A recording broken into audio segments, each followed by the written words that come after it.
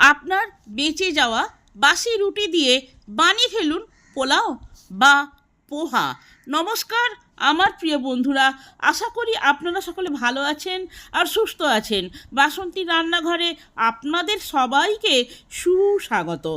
এটি শুধুমাত্র খাবার অপচয় কমানোর একটি দারুণ উপায় তা নয়, এটি একটি আশ্চর্য রকমের স্বাস্থ্যকর এবং পুষ্টিকর খাবার যা পরিবারের সবাই মিলে উপভোগ করতে পারবেন, অতিথি আপ্যায়নেও সেবা করতে পারবেন। তাই আর দেরি না করে রাতের বেঁচে যায় রুটি দিয়েই আসুন বানিয়ে ফেলি ঝটপটভাবে বাসি রুটির পোলাও বা পোহা। আজকে আমার ভাণ্ডারে আছে 3টি বাসি রুটি, আর আছে একটি আলু, একটি গাজর, 1 মুঠো বিনস, একটি পেঁয়াজ, 1 ইঞ্চি আদা, একটি কাঁচা লঙ্কা, 1 মুঠো ধনেপাতা কুচি। এবার রুটিগুলোকে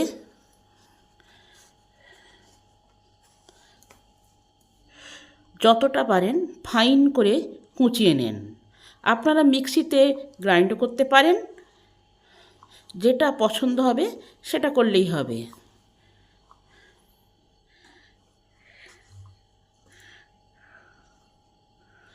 আমি এটাকে একবারে মিহি করে কুচিয়ে নেব।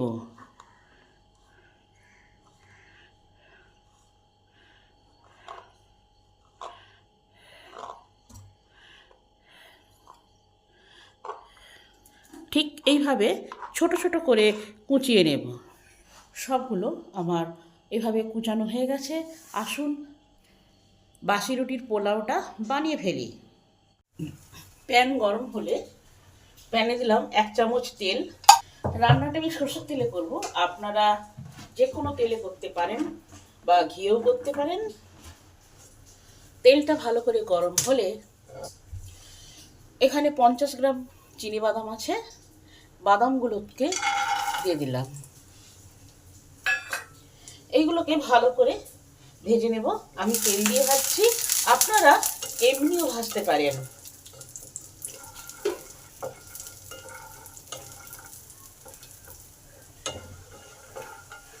বাদামগুলো আমার ভালো করে ভাজা হয়ে গেছে, এবার নামিয়ে নেব। আবার প্যানের মধ্যে বেশ কিছুটা তেল দিলাম। প্রথমে 1/2 চামচ গোটা জিরে দিলাম।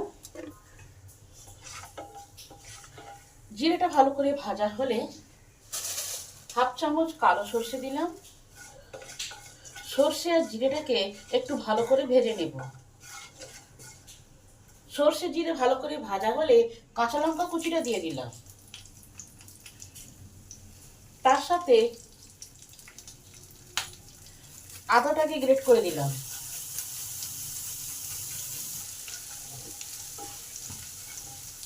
আদা, লঙ্কা, সর্ষে, জিরে ভালো করে ভেজে নেব। এইগুলো যত ভালো ভাজা হবে পোলাওটা খেতে তত টেস্টি হবে। 1 চামচ ছোলার ডাল দিলাম। ছোলার ডালটাকেও ভালো করে ভেজে নেব।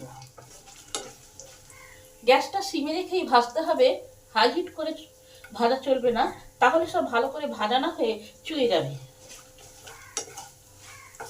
সবকিছু যখন ভালো করে ভাজা হয়ে যাবে সেই সময় পেঁয়াজটা আছে দিয়ে দিলাম, আলু, গাজর আর বিনস। এবার এই সমস্ত কিছুকে ভালো করে ভেজে নেব। আমার বাড়িতে যে সমস্ত সবজিগুলো ছিল সেটাই দিয়েছি, আপনারা আপনাদের পছন্দ মতন যে কিছু অ্যাড করতে পারেন। স্বাদ অনুযায়ী নুন দিলাম আর সামান্য পরিমাণ হলুদ দিলাম। এবার সমস্ত নুন আর হলুদটাকে সবকিছু সবজির মধ্যে ভালো করে মিশিয়ে দিলাম।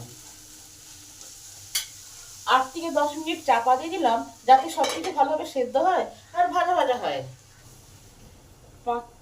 8 মিনিট পর চাপাটা খুলে দেখি কি অবস্থা।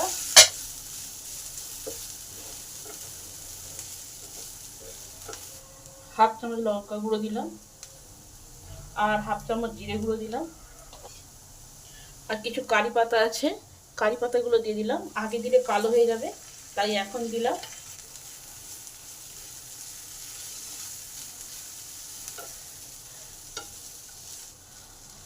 সবজিগুলো হাফ সেদ্ধ হয়েছে, ফুল যাতে সেদ্ধ হয় তাই আরো 8 থেকে 10 মিনিট চাপা দিয়ে দিলাম।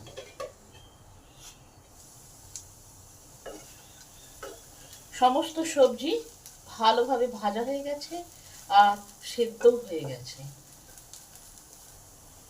এই সময় এর মধ্যে আমি 1 চামচ আচারের মশলা যোগ করলাম। আপনারা লেবুর রসও যোগ করতে পারেন। আচারের মশলাটাকেও সমস্ত সবজির মধ্যে ভালো করে মিশিয়ে দিলাম। বাদাম ভাজা আছে, সেটা দিয়ে দিলাম। যেহেতু এটা টক ঝাল মিষ্টি পোলাও, তাই এতে 2 চামচ চিনি যোগ করলাম।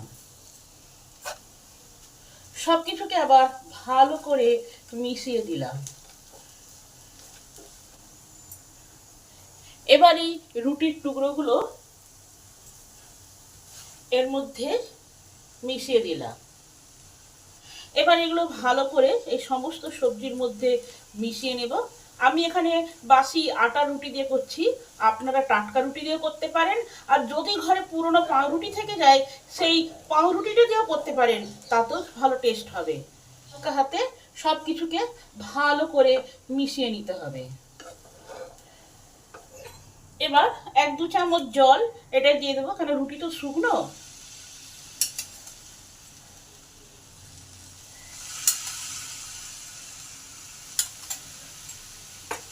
এবার এই জলটাকেও ভালো করে এই রুটির পোলাওয়ের মধ্যে মিশিয়ে দিলাম।